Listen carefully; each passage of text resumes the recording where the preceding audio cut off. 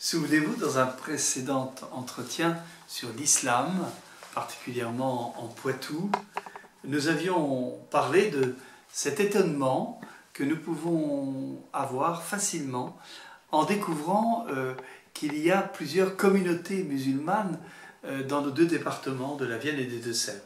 Je vous avais parlé de Poitiers, une communauté marquée dans ses responsables par le monde universitaire. Je vous avais parlé de Châtellerault, je vous avais parlé de Niort, que nous connaissons davantage, et puis je vous avais parlé même de Bressuire, où des contacts chrétiens-musulmans ont lieu régulièrement.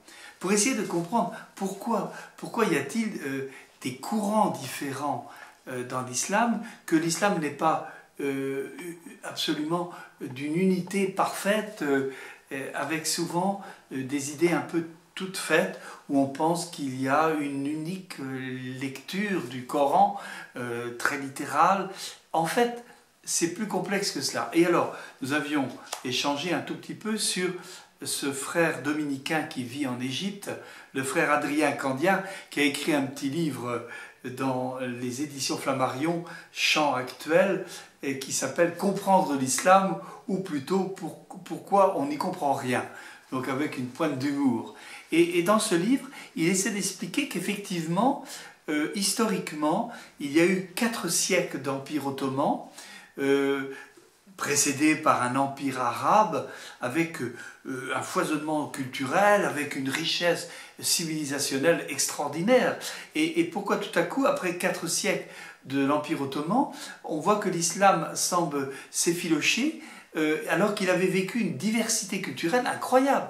Il se permettait d'avoir plusieurs systèmes juridiques, il pouvait avoir à la limite une spiritualité avec des facettes très variées, et voilà tout à coup que vers 1920, c'est la fin de l'Empire ottoman, après la guerre 14-18, voilà qu'à ce moment-là, l'Occident est en train de prendre une vigueur fantastique au niveau des sciences, au niveau non seulement des sciences humaines, mais des sciences tout court, ce qu'on appelle les sciences dures, j'allais dire, et une sorte d'intelligence de l'Occident, et que le monde musulman à cette époque-là soit un peu humilié, voyons même à travers la colonisation, que beaucoup de pays musulmans, arabo-musulmans, sont envahis par les Occidentaux, et de voir tout à coup que la décadence ottomane a provoqué une sorte de chute de la civilisation qui avait sa naissance, n'est-ce pas, dans l'islam. Alors, réaction, en Arabie Saoudite, surtout dans les années 70-80,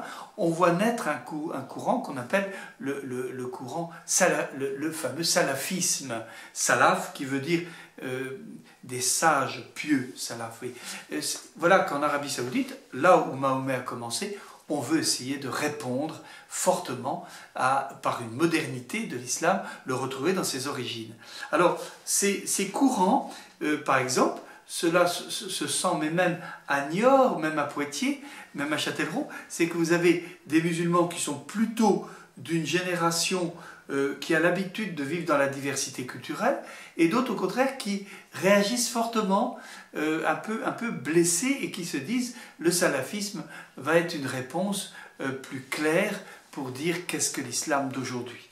Alors je terminerai cette vision un tout petit peu coupée en deux d'un islam qui serait inspiré par deux origines historiques fortes.